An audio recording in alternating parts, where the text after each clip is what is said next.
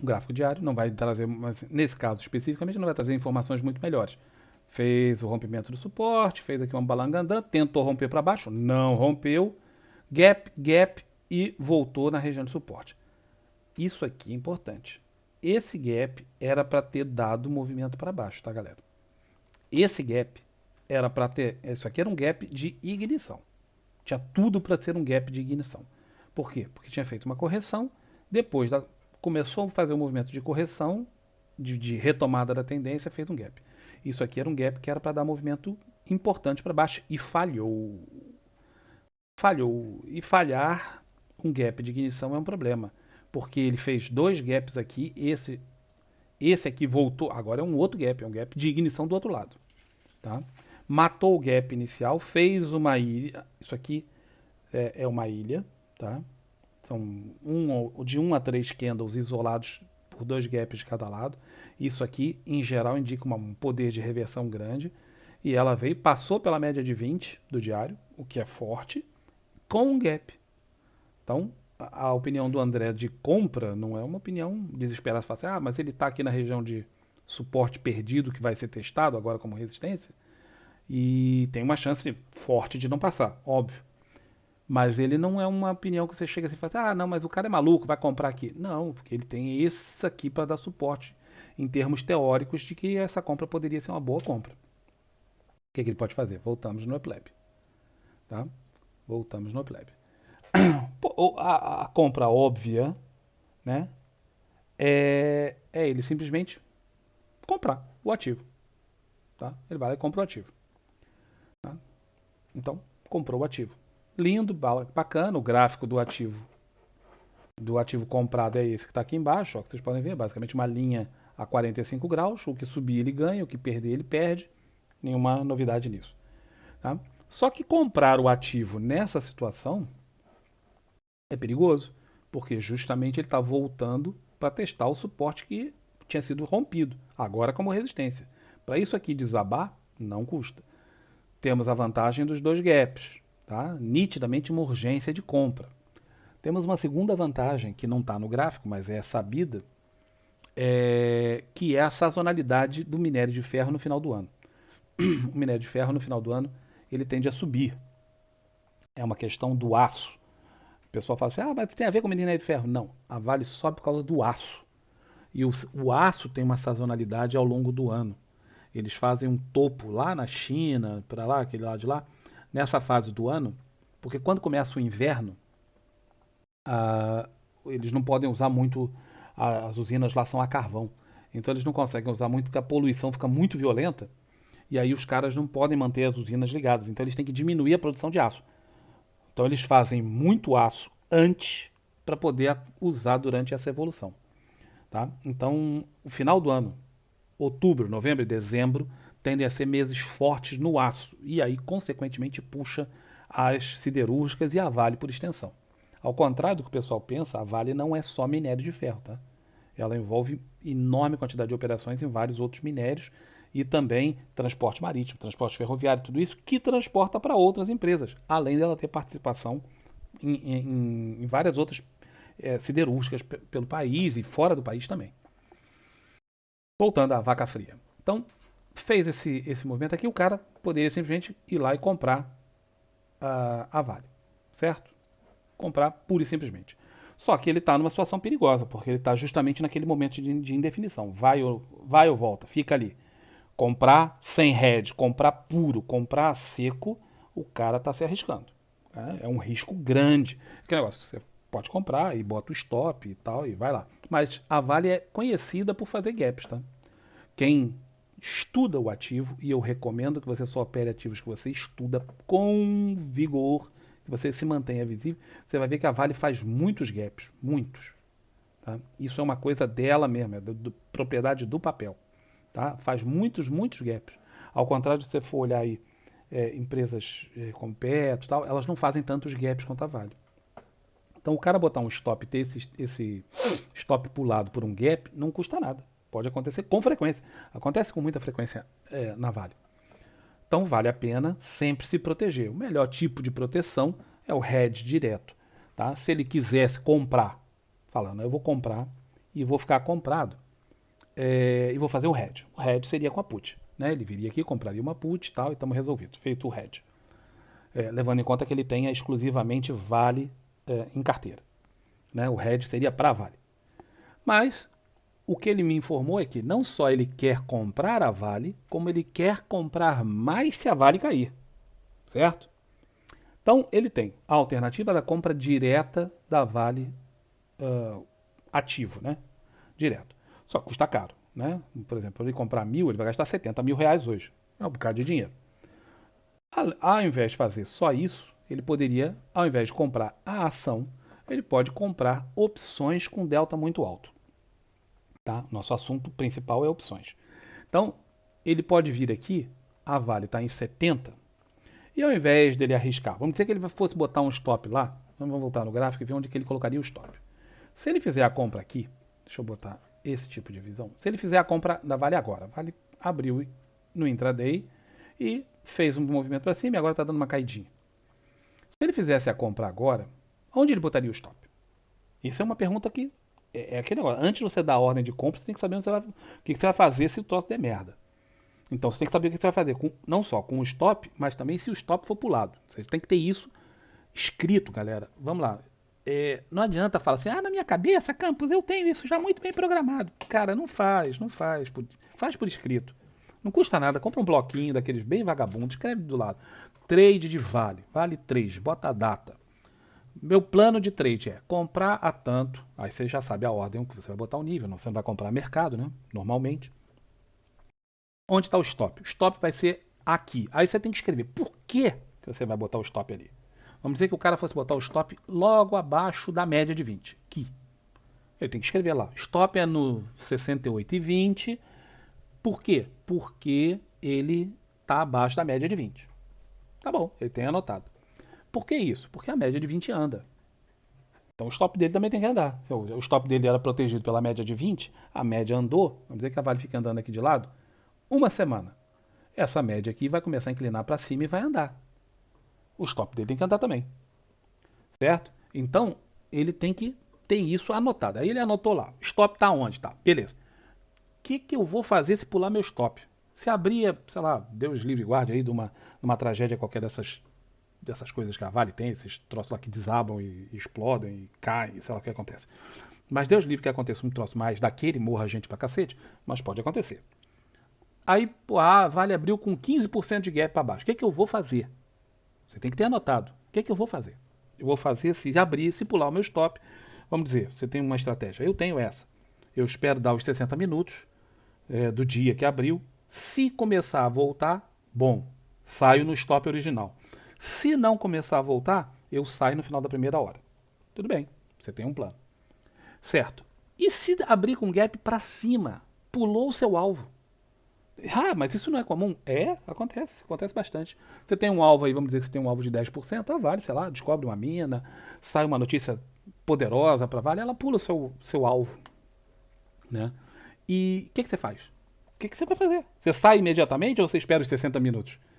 O que você vai fazer? Ou você espera, não, tá, agora eu puxo o stop, aí vou passar a usar o stop de uma forma diferente. Anotado, por escrito, rapaziada, ou moçada, por escrito. É muito importante ter isso escrito.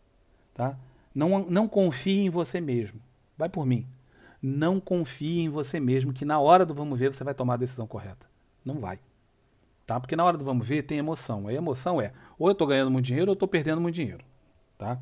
Nessa hora, o cara só faz merda. O cara só faz merda, porque o cara vê tudo que ele puder ver. Aí ele vai arrumar uma opção de desculpas esfarrapadas para justificar o que ele quer fazer. Tá? Então, se ele quer levar o trade até R$ 200, ele vai arrumar uma desculpa, ele vai fazer um Fibonacci, ele vai fazer um negócio qualquer que vai dizer, não, mas o alvo do trade que eu queria, que estava em 80, não está mais em 80, agora está em 150. Ele vai arrumar um jeito. Se tiver escrito, você tem que seguir o plano escrito. E aí você sai. Mas aí Campos, eu vou deixar dinheiro em cima da mesa. Dane-se. Você não vai ganhar todo o dinheiro do mundo, cara. Não vai acontecer. Assim como você não pode perder todo o dinheiro do mundo ali, todo o teu dinheiro, você também não pode se dar o luxo de querer ganhar todo o dinheiro do mundo. Tenha um plano, siga o plano. Certo? Então, no caso do André, Vamos dizer que ele fizesse a compra e fosse botar o stop dele, ao invés da média de 20, fosse botar aqui. Tem o gap, ele vai botar do outro lado do gap. Quanto é esse stop? Esse stop é de 10%. Stop pesado. Mas, se ele vai trabalhar a Vale como um buy and holder ou como alguém que vai operar num longo prazo, 10% não é muito. Né? É um stop razoável para um swing, para um buy and holder, para um position. Tá? Para swing trade é pesado. Ele talvez fosse trabalhar com esse stop menorzinho aqui, de 6%. Mais razoável para swing trade. Mas, vamos dizer que ele fosse botar o stop aqui. 10%. Beleza? Então, 10%, onde está esse stop aqui? O stop dele está em R$ 63, mais. Não, desculpa, é do outro lado do gap. Está aqui por volta de R$ 64. Vamos ver o que tem nas opções para a gente fazer. Tá? Então a gente vai lá. Nas opções, ao invés de comprar a ação direto, gastar R$ 70.000 e ter que botar um stop lá nos 10%, ele vai lá e compra, ao invés da ação, ele compra a opção equivalente àquele stop que ele tinha. Certo? 10% de R$ 70 são R$ 7. Então ele vai tentar buscar aqui nessa faixa, por aqui assim, uma opção com um delta bem elevado, o mais elevado que ele puder, e que custe em torno de R$ 7, que é o stop dele, né? Não tinha um stop de 10%? Tinha. Tá?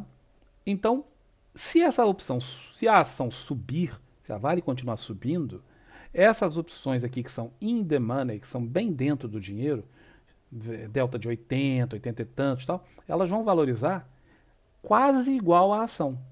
Quase igual, não vai ser igual, mas quase igual à ação. E em se valorizando quase igual à ação, o cara está ganhando, com um risco bastante limitado. O risco, qual é o risco máximo? O dinheiro que ele botar. Se ele comprou por 7, o máximo que pode fazer é ele perder os 7. Se ele comprou por 6,20, vamos dizer que ele conseguisse comprar aqui, ó, 6 e pouco, 6,20, 6,30, o máximo de risco que ele tem é esse, certo? Então vamos dizer que ele fizesse essa compra aqui, ó, tá? O strike de 65 e 47, ele fizesse a compra, vamos dizer, pega um meio termo entre esses dois valores, tá? Porque aqui tem o bid e tem o ask, né? Cadê? 65 aqui. Vou pegar um meio termo, tá? O mid está em 6,35. Então que ele comprasse e conseguisse pegar agora o valor de R$ 6,35. Não, não 635, 6,35. Perfeito. Então ele estaria comprado no que seria equivalente a 720 da ação. Essa compra de 1.000 calls nesse strike com esse delta equivale a ele ter 720 ações, certo? É o equivalente. Então, subindo, ele começa a ganhar a partir do ponto em que ele pagou na ação, na opção. Então, ele começa a ganhar dinheiro. Tá 69,81. Ele começa a ganhar dinheiro no dia do vencimento. No dia do vencimento. Na diferença entre o strike e isso aqui, dali para cima, ele começa a ter algum faturamento, né? Ó, por aqui assim. Aqui está o preço atual. Você diminui esses valores, vê quanto ele pagou no negócio, né? E soma isso com isso e a partir daqui ele começa a ganhar dinheiro, tá? É, E na curva em preto é na data do vencimento. Nós estamos trabalhando com 18 dias. Eu não gostaria de trabalhar com 18 dias. Por quê? Porque é um prazo muito curto. Tá? Ela tem que subir, não muito, mas se ele quer ter a ação, ele pode trabalhar com um prazo muito mais longo. Né? Então vamos lá, vamos voltar no nosso negócio aqui. Eu tô mostrando aqui, gente, como eu faço o raciocínio. Sim? É óbvio que na hora de fazer, eu vou fazendo isso aqui muito mais rápido, porque eu já tenho muita prática de fazer isso, são muitos anos fazendo. Mas eu estou tentando mostrar como é o meu raciocínio na hora de fazer o trade. Aos poucos vocês vão engrenando nesse raciocínio, como eu fiz nos livros, né? Fala, o meu raciocínio é esse, é o trade, primeiro eu mostro o gráfico, é isso que eu quero fazer, tal, isso aqui que eu tenho de ideia, como vai ser o meu stop, como vai ser o meu alvo, tal. E aí eu venho depois, em seguida, para a tabela das opções, aqui, e vejo o que eu consigo encaixar do que eu pensei na realidade que são as opções. Então, ao invés de fazer com 18 dias só até o vencimento, ele pode fazer com 41. É melhor. Ele tem mais prazo para acertar o trade. Pensando sempre o seguinte: opções têm data de vencimento, tá? Ao contrário de uma ação. A ação você compra agora, A ação caiu 50%, tá? Aí o cara que comprou o Imiglu a 20 e tantos, a ação tá a 8. Aí o cara fala, porra, e agora? Não botei stop, fiz nada, viajei, quando eu voltei tava 8 conto. Agora o cara casa com a ação, larga ela lá, fala, pô, vou tomar um prejuízo aí de 70%?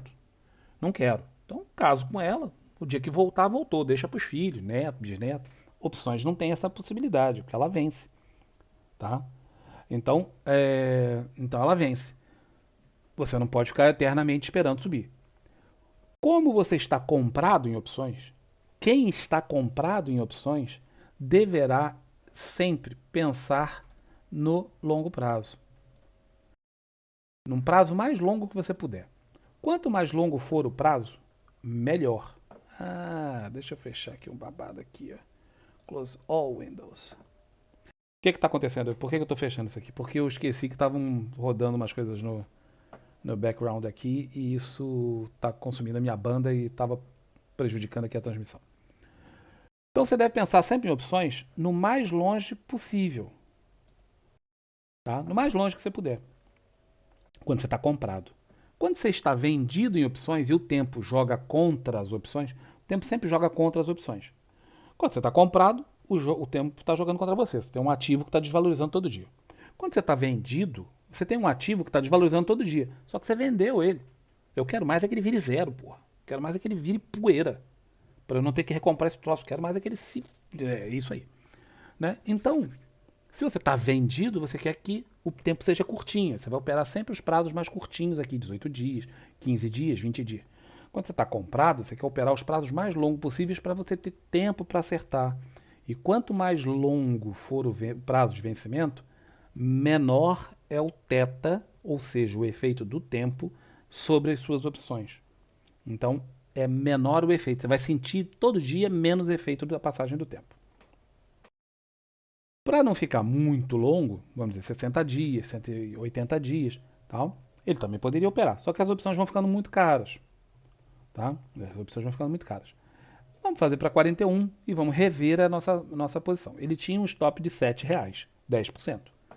Aqui, tá vendo que para 41 dias, o prazo dele, ele já tem que pegar um strike mais para cima, porque os preços estão muito mais altos. Mas ele poderia tentar pegar de 66 aqui, ó. O strike 66 e 47. Ele vai conseguir um preço em torno de R$ 7. Está vendo aqui o meio, mid, onde fala a posição mid. Deixa eu pegar uma paranóbica aqui, rapaziada, que vai ajudar para vocês verem melhor o meu mouse. Tá? Eu não fiz isso antes, mas faço agora. Que negócio, quem faz ao vivo, faz ao vivo. Quem não sabe, faz ao vivo. E eu não fiz e pronto. E é assim que tem que fazer. E foda-se, eu não lembro como é que é o ditado. Tinha uma piada que falava assim: o cara imitava o Ibrahim Suede, que quase ninguém deve saber quem é, só quem é velho. E o Ibrahim Suede tinha a fama de ser burro. E aí o cara imitava ele e falava assim: ditado do dia. Aqueles que falaram para os que falarão, falarariam para os que fariam, que falarão e que diriam que farão e que puta que pariu. Eu vou comer minhas orelhas e não vou acabar a porra desse ditado. Pois é, então é isso aí. Eu não lembrava o ditado, fica a piada. Como ele tem R$ 7 que ele pode tomar de stop, foi o que ele estipulou inicialmente no planejamento, e ele vem aqui no mid, ó, 7,15, é um stop dentro daquilo que ele estava pensando. Isso equivale a um strike de 67, 47, 66 e 47, com um delta de 68. Eu preferiria um delta mais elevado, é melhor, tá? 80, 90, mas é o que tem, é o que tem, é o que a gente faz, tá bem? Como a liquidez dessa opção está muito ruim, observa a barrinha azul aqui, ó, liquidez está muito ruim, o ideal é ele partir para que tenha liquidez mais próxima. Vai ficar um pouquinho mais cara, tá? De 7,15 para 7,52, o preço médio, mas melhor para ele. Ele vai ter mais possibilidade de trabalhar com isso, certo? Então, aqui, ó, a liquidez deu uma piscada, não sei porquê, mas ele consegue trabalhar aqui. Ainda está muito ruim essa liquidez, tá? R$ 5.000, ele vai fazer 1.000 operações, aqui ele já não vai ficar, já não vai conseguir resolver. Mais uma dessas duas, tá? Vamos nessa aqui, tá? Com um preço médio de 7,56. Ele queria comprar. Então, 7,56. Estou fazendo pelo preço médio que estava na hora que eu olhei. O preço aqui, ele está comprado numa opção, o gráfico é típico. Ó. limite máximo de loss, a partir do strike, que é 65,97, ele começa a subir. Quando ele supera o valor do strike mais o que ele gastou na opção, ele passa da linha do zero e começa a ter lucro. Essa é a curva do vencimento, a curva em preto, que fica, basicamente, ela é uma reta, mas chama de curva, essas maluquices. Está aqui. Antes do vencimento, se ele for sair antes do dia do vencimento, a curva que vale é essa em azulzinho aqui. Tá? Então, ele tem uma relação um pouco melhor antes do vencimento. Por quê? Porque existem. Isso aí é um processo complexo que a gente explica no livro em detalhes. Aqui não interessa a gente falar isso nesse exato momento.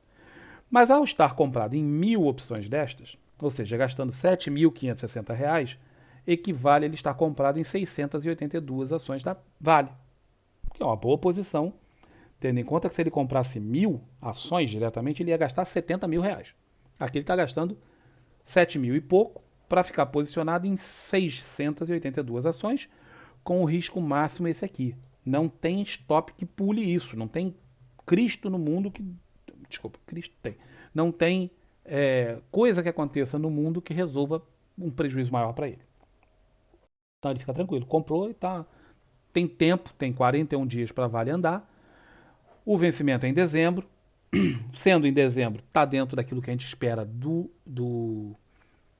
da sazonalidade do ativo, né? A gente sabe que em dezembro ele tende a ter os seus picos durante o ano. E muito bom, né? Mas ele quer, se cair, ele quer comprar mais. Se cair, ele quer comprar mais. Então, o que ele pode fazer? Olha, ele aqui está basicamente comprando a ação. Tá? Ele está comprando através das opções a ação. Poderia fazer na ação direta? Sim. Ou através das opções. Uma escolha, vamos dizer, aquilo é a escolha do freguês. Agora, se ele quer comprar mais quando cai, ou seja, é o pensamento do buy and holder. Eu estou comprando quando sobe ou quando cai, tanto faz. Eu estou comprando agora porque eu acho que o preço está bom. Se cair, eu vou comprar mais. E se cair, eu vou comprar mais. Se cair, eu vou comprar mais. E assim é o que o buy and holder vai fazendo, tá, gente? Pode parecer uma loucura para boa parte das pessoas, porque as pessoas só pensam em swing trade. Elas não têm a mentalidade do buy and holder, que na verdade funciona desse jeito. O cara estipula um valor, ou seja fundamentalista, ou seja por gráfico, ou até uma combinação dos dois. Peço licença um segundinho, que eu estou meio gripado. E aí, ele simplesmente vai fazendo o trade de acordo com o planejamento inicial e fazendo compras faseadas até atingir o limite que ele queria, da quantidade. Vamos dizer que ele queria comprar 5.000 vales. Ele compra 500 no preço, caiu um pouco mais, ele compra mais 500, caiu, ele vai comprando mais 500, e assim ele vai fazendo. Ok? Então, como ele quer comprar mais, o que ele faz? Quando a gente quer comprar um ativo mais barato do que a gente tem hoje, a gente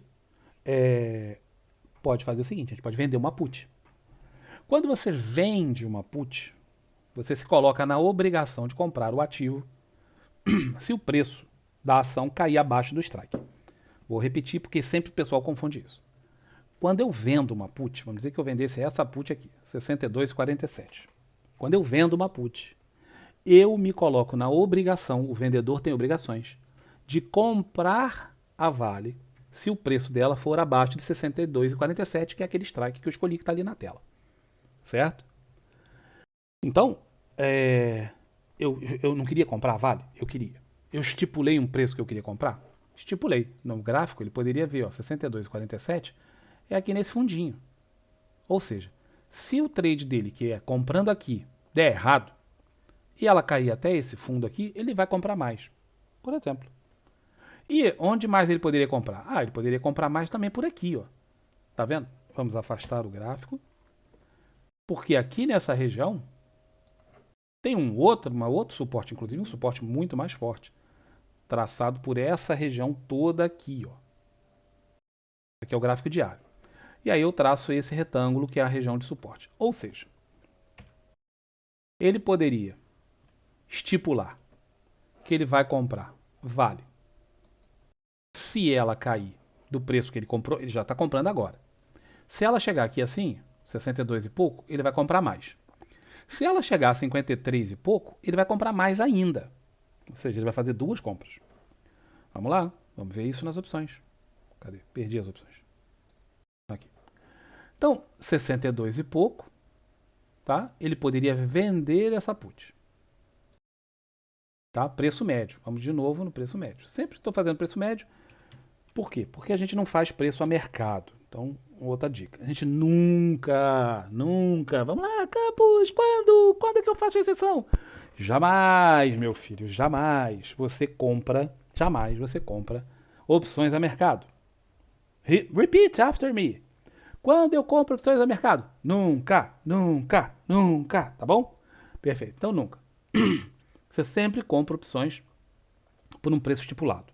Você escolhe o preço. Você vai lá no Black Scholes, calcula, vê, tal. Aqui a gente está fazendo mais rapidamente, porque a gente tem pouco tempo, tal. Então estou explicando aqui rapidinho.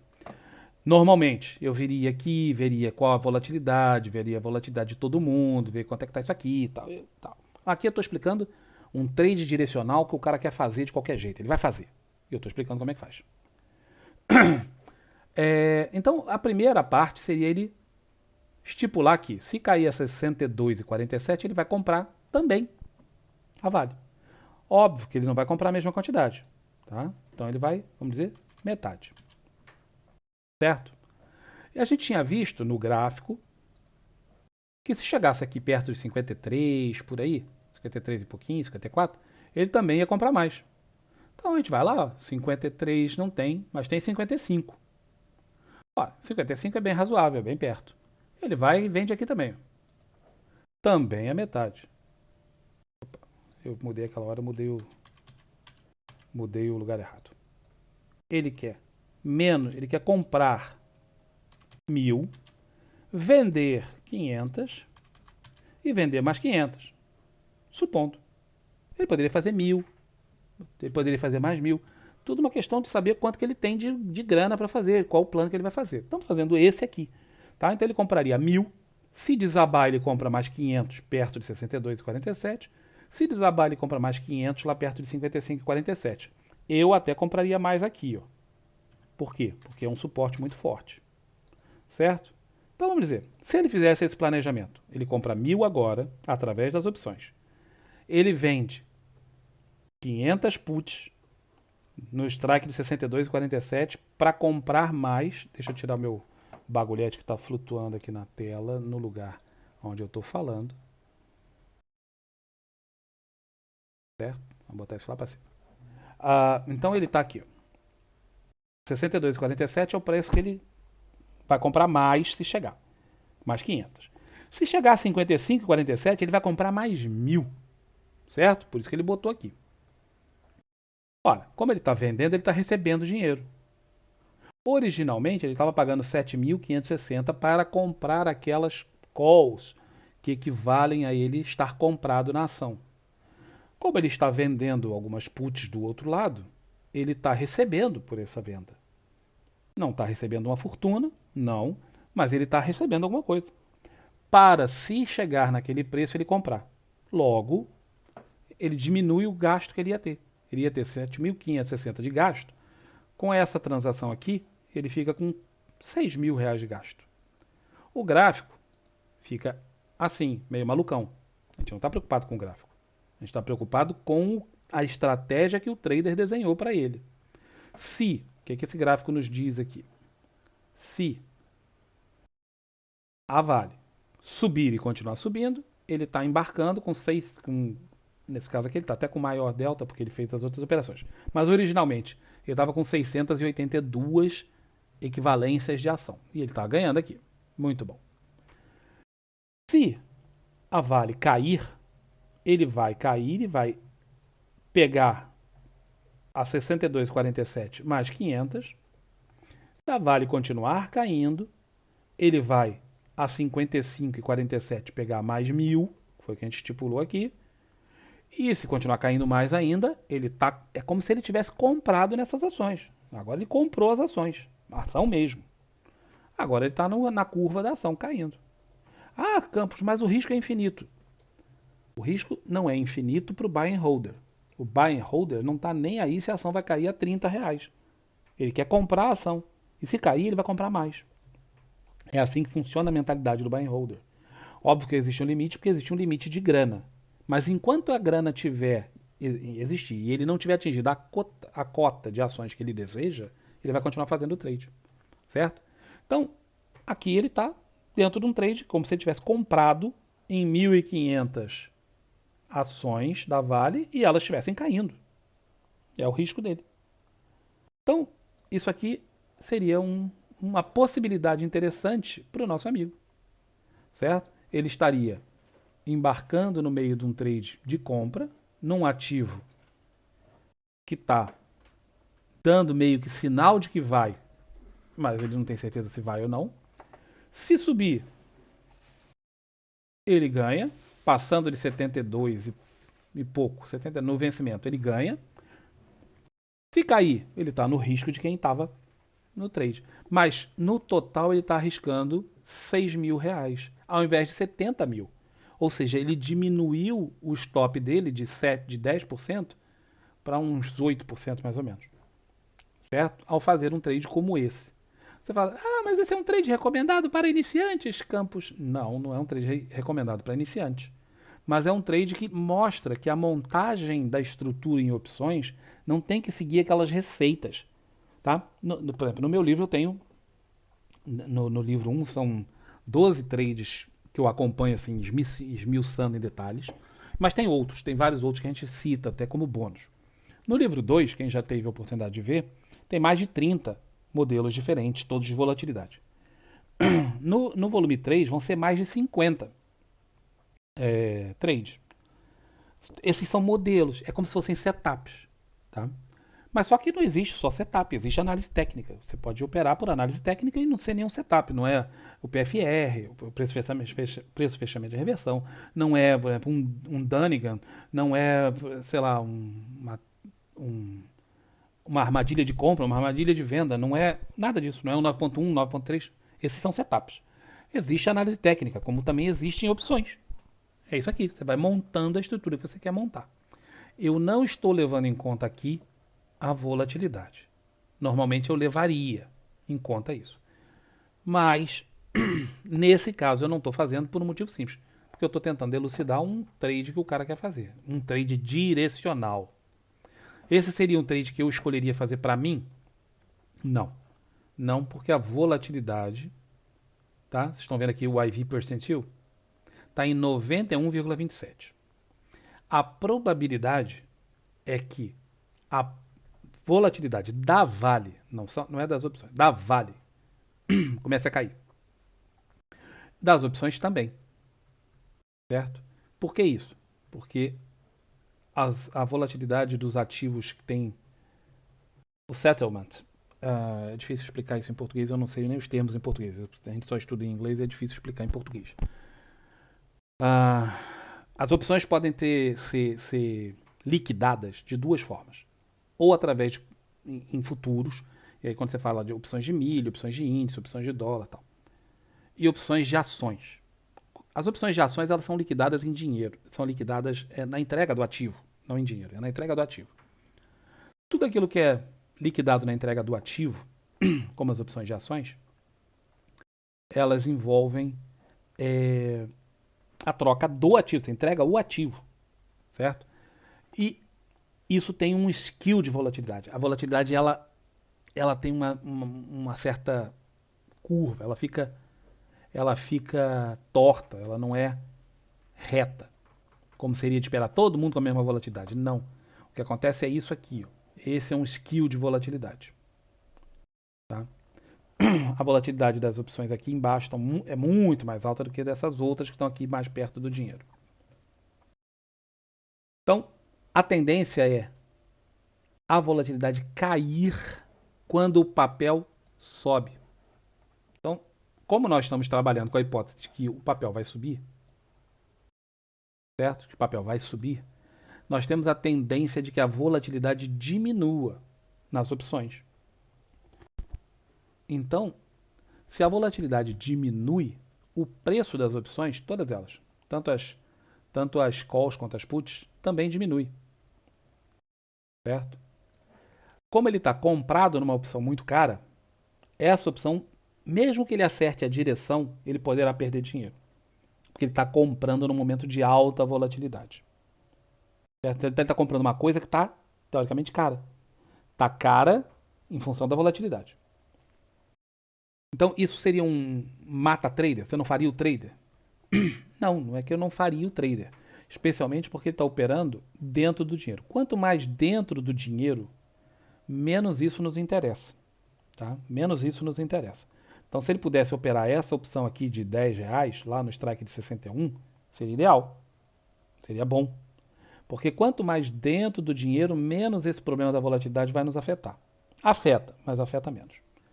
É, ele está numa opção meio barro, meio tijolo, aqui no 68 de delta.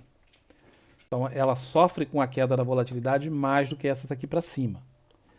Então não seria vamos dizer assim, um fim de trade. Não, não faço esse trade. Não, você pode fazer. Mas tem esse inconveniente e o cara tem que estar ciente disso. Por outro lado, a mesma coisa que prejudica a call dele comprada, beneficia as puts dele vendidas. Certo? Que também a volatilidade cai. O preço dessas opções cai, como ele está vendido, fica mais barato para ele recomprar se ele quiser sair. Então, essa era a ideia que eu